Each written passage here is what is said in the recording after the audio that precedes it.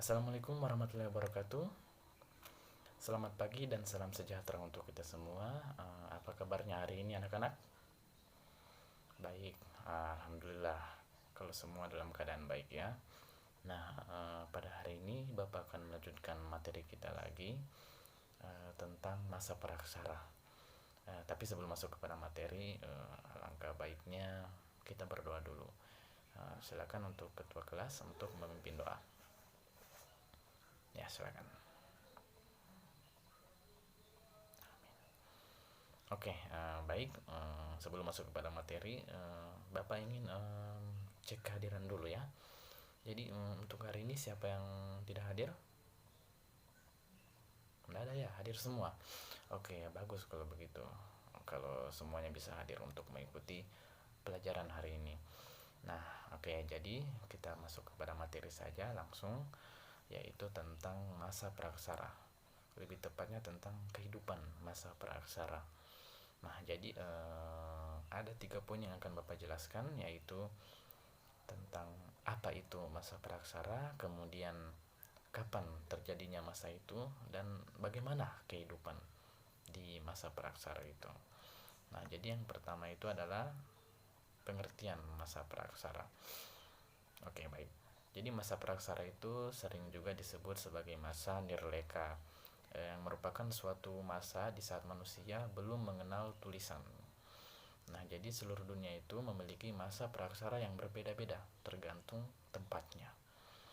Nah, kemudian masa praksara ini sebutannya itu untuk menggantikan masa prasejarah. Jadi yang dirasa sebutan masa prasejarah itu dianggap kurang tepat karena meskipun belum mengenal tulisan, manusia purba yang sebenarnya hidup pada masa tersebut sudah memiliki serta menghasilkan kebudayaan, sehingga sebutan masa praksara dirasa lebih cocok dibanding masa prasejarah. Oke, sampai sini sudah paham ya tentang apa itu masa praksara. Oke, kalau begitu kita lanjut poin yang kedua, yaitu kapan terjadinya masa praksara. Nah, sebenarnya untuk kapan waktu terjadinya masa praksara itu belum ada yang bisa mendefinisikan secara pasti kapan terjadinya. Jadi masa praksara itu pada umumnya secara garis besar itu terjadi kurang lebih 65 juta tahun yang lalu, sudah sangat lama. Nah, itu pun ada beberapa zaman yang terbagi pada zaman itu. Pada masa itu, pada masa praksara, ada terbagi beberapa zaman. Jadi yang pertama itu adalah zaman Neozoikum atau yang bisa disebut Kainozoikum. Nah, jadi pada masa ini bumi sudah mulai stabil sehingga kehidupan terus berkembang. Nah, kemudian masa ini, masa Neozoikum itu dibagi lagi menjadi dua, yaitu masa tersier, zaman ketiga atau yang bisa disebut zaman ketiga, kemudian zaman kuarter atau yang bisa disebut zaman keempat. Nah, zaman tersier ini atau zaman ketiga itu binatang besar itu mulai berkurang, jadi tergantikan oleh jenis-jenis binatang yang menyusui seperti kera dan monyet, itu contohnya. Nah, kemudian pada zaman kuarter atau zaman keempat itu mulai muncul tanda-tanda adanya kehidupan manusia purba.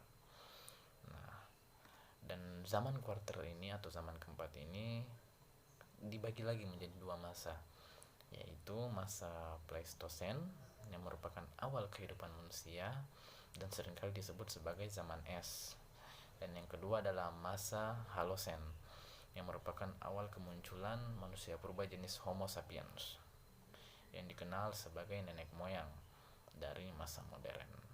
Nah, jadi itu ya kapan terjadinya.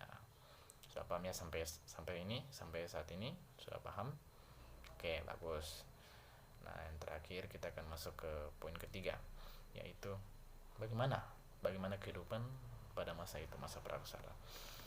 Jadi melihat masa zaman es yang pastinya begitu sulit dilewati tanpa cara hidup yang menyesuaikan, pastilah manusia purba yang hidup pada masa itu tentu memiliki cara hidup tersendiri.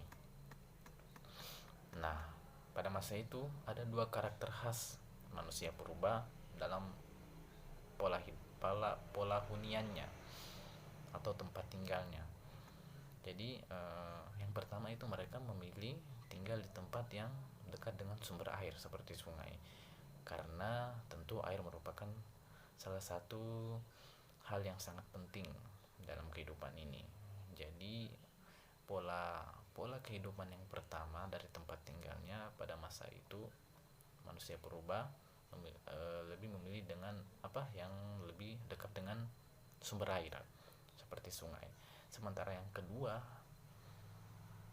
pola tempat tinggalnya itu mereka lebih memilih di alam terbuka.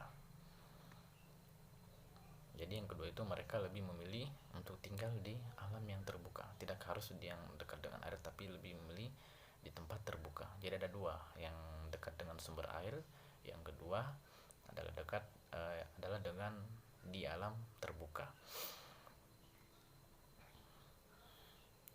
Nah kemudian hasil penelitian berupa fosil ataupun artefak lainnya itu menunjukkan bahwa manusia purba pada masa praksara pada awalnya itu hidup dengan cara berburu dan juga meramu. Jadi masih sangat-sangat bergantung pada alam. Karena itu mereka juga hidup berpindah-pindah seiring dengan ketersediaan makanan. Dan masa ini disebut sebagai masa food gathering. Nah kemudian yang terakhir adalah sistem kepercayaan manusia purba pada masa ini. Jadi pada saat itu ternyata manusia purba juga sudah memiliki sistem kepercayaan, bahkan ada 3. Yang pertama itu adalah sistem kepercayaan animisme. Nah, jadi kepercayaan animisme ini yaitu mempercayai roh nenek moyang. Kemudian yang kedua adalah dinamisme, yaitu kepercayaan kepada suatu benda yang bisa mempengaruhi kehidupannya. Dan yang terakhir adalah totemisme, yaitu mempercayai kekuatan hewan yang dianggap suci.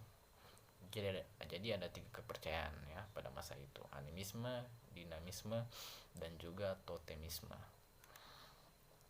Nah itulah materi yang bisa Bapak sampaikan pada hari ini. Ada 3 poin itu tentang masa praksara.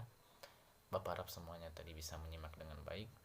Dan untuk terakhir sebelum Bapak akhiri, Bapak mau semuanya membuat rangkuman dan itu dipelajari ya. Jadi buat rangkuman tentang materi yang Bapak bawakan tadi tentang masa praksara ya, buat rangkumannya dan pelajari. Baiklah, sampai jumpa lagi untuk minggu depan. Terima kasih semuanya atas perhatiannya. Bapak akhiri, assalamualaikum warahmatullahi wabarakatuh.